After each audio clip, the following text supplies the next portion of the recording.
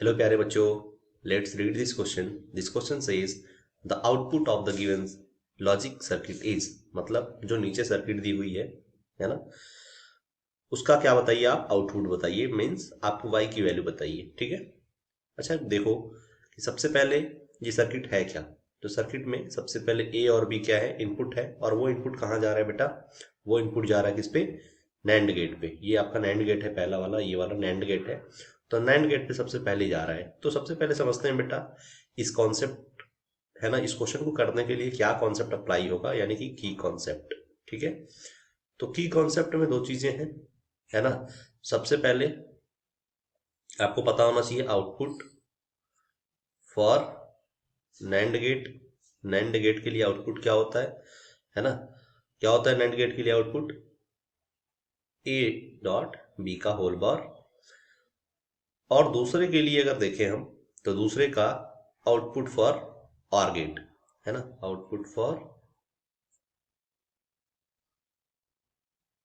Or gate. OR gate के लिए output क्या होता है आपको पता है। ऑर गेट के लिए जो आउटपुट होगा वो कितना होगा, ए बार प्लस बी बार। ठीक है, यानी कि ए बार प्लस बी बार। ठीक है। अब आप एक बात समझो कि हम क्या कर रहे हैं। लिसन, हमारे पास सबसे पहला जो है वो नैंड गेट है, और नैंड गेट के लिए इनपुट है बेटा ए और बी। तो आउटपुट क्या मिलेगा, मान लेते हैं यहाँ पे पी। तो सबसे पहली चीज आप देखते हैं कि आउटपुट जो मिलेगा नैंड गेट से, यानी कि ए और बी अगर इनपुट है, ए और बी अगर इनपुट है, तो इस केस में आउटपुट जो मिलेगा वो क्या मिलेगा, आउटपुट मिलेगा पी, जो कि इक्वल होगा ए डॉट बी के होल बार के। और अगर हम डिमॉर्गन्स लॉ लगा दें तो हमारे पास क्या बन जाएगा, ए बार प्लस बी बार। ठीक है। तो पहला तो आउटपुट आ गया। अब आप एक बात देखना बेटा कि दूसरा नैंड गेट जो ये है, इसमें इसका आउटपुट भी जा रहा है और ए का इंडिविजुअल इनपुट भी है। ठीक है, यानी ए का इंडिविजुअल इनपुट भी है। और तो, है ना, अगर दूसरे केस में देखें, दूसरे वाले नैंड गेट के लिए, तो दूसरे वाले नैंड गेट में क्या होता है, एक तो ए इनपुट आ ही रहा है और दूसरा इनपुट एक और जा रहा है, ए बार प्लस बी बार। ठीक है। तो ये आउटपुट क्या दे रहा है, हम मान लेते हैं ये आउटपुट दे रहा है टी। तो अगर टी की वैल्यू निकालें तो हम निकाल सकते हैं टी की value A dot A bar plus B bar से, ठीक है, का होल बार। ठीक है ना। अगर हम यहाँ पर फिर लॉ लगाएं, डिमॉर्गन्स लॉ, या फिर उसको स्प्लिट करें मल्टीप्लाई करके, तो टी इक्वल्स टू क्या होता है, ए bar plus A B bar का होल बार। ठीक है। अब हम क्या कर सकते हैं, इसकी वैल्यू, है ना, 1 बताइए आपको, इसकी वैल्यू जो हो जाएगी 1 हो जाएगी, है ना। सॉरी, इसकी वैल्यू 0 होगी, है ना। तो टी इक्वल्स टू क्या हो जाएगा आपका, ए बी बार का होल बार, बी का इंडिविजुअल बार और पूरे का होल बार। ये टी की वैल्यू आ गई, जो कि क्या है, वाई के लिए यानी फाइनल गेट के लिए इनपुट है। इस वाले नैंड गेट के, लास्ट वाले नैंड गेट के लिए इनपुट है ये वाली वैल्यू। ठीक है ना। चलो अब इस वाले का देखते हैं। अगर हम देखें और गेट का,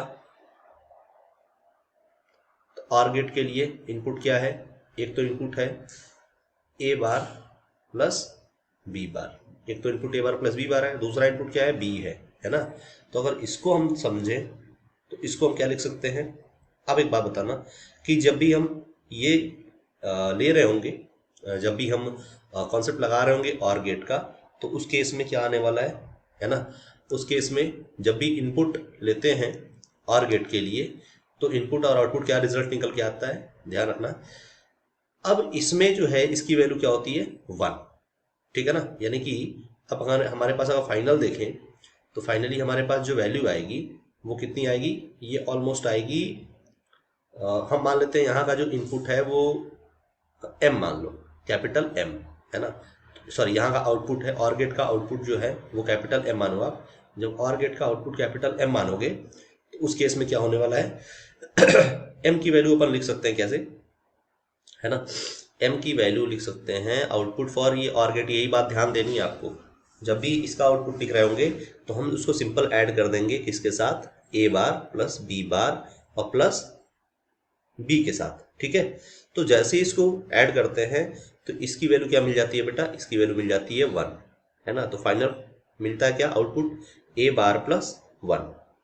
ठीक है, चलो ए बार प्लस 1 हमारे पास एक आउटपुट हो गया जो कि और गेट से आ रहा है, और दूसरा आउटपुट क्या हो गया आपका, है ना, दूसरा आउटपुट हो गया आपका क्या, टी, जो कि नैंड गेट से आ रहा है, और दोनों एंटर कर रहे हैं कहाँ पर, दोनों एंटर कर रहे हैं बेटा कहाँ पर, दोनों एंटर कर रहे हैं नैंड गेट में, है ना। तो हमें y की वैल्यू फाइनल निकालनी है, तो y की वैल्यू अगर निकालते हैं अब, तो y की वैल्यू हम क्या लिख सकते हैं directly, a double bar dot b बार, है ना।